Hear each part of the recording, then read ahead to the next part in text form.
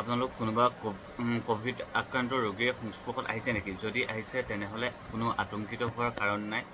অতি শীঘ্ৰে গৈ ওচৰৰ স্ৱাইপ কেন্দ্ৰত গৈ স্ৱাইপ টেষ্ট কৰক। আৰু স্ৱাইপ টেষ্ট কৰাবলৈ আপোনালোকে কোনেও ভয়ভীত হ'ব নালাগে, আতংকিত হ'ব নালাগে। যিহেতু স্ৱাইপ টেষ্ট একেবাৰে সহজ উপায় হয়। আপোনাৰ নাকৰ পৰা আৰু মুখৰ ভিতৰৰ পৰা স্ৱাইপ সংগ্ৰহ কৰে, তাত কোনো ধৰণৰ আপুনি অসুবিধাৰ সন্মুখীন নহয়। যিহেতু বহুতে ভয় খাই থাকে যে স্ৱাইপ টেষ্ট কৰিলে কিবা বিষ অনুভৱ হ'ব পাৰে বা নাকৰ পৰা তেজ ওলায়, কিন্তু সেনেধৰণৰ কোনো ঘটনা সংঘটিত নহয়।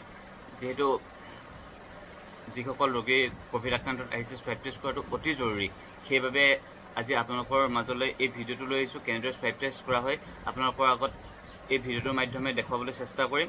আপোনালোকে সম্পূৰ্ণ ভিডিঅ'টো চাব, তেতিয়া গম পাব কেনেদৰে স্ৱাইপ টেষ্ট কৰা হয়।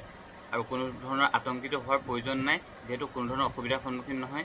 স্ৱাইপ টেষ্ট কৰিলে প্ৰথম অৱস্থাত যোনটো ৰিপিট টেষ্টৰ ৰিজাল্টটো আপুনি টেষ্ট কৰাৰ লগালগ পোৱা যাব।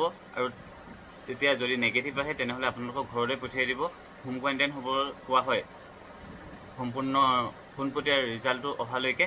আৰু যদি পজিটিভ ওলায় তেনেহ'লে আপোনালোকক সেই ৰিপিট টেষ্ট কৰা কেন্দ্ৰৰ পৰাই পোনে পোনে আপোনালোকক মেডিকেললৈ লৈ যোৱাৰ ব্যৱস্থা কৰিব। আৰু কোনো ধৰণৰ ভয় কৰিবলগীয়া দৰকাৰ নাই। সম্পূৰ্ণ ভিডিঅ'টো চাওক, কেনেদৰে স্ৱাইপ টেষ্ট কৰে আপোনালোকে চাই লওক আৰু আতংকিত নহ'ব।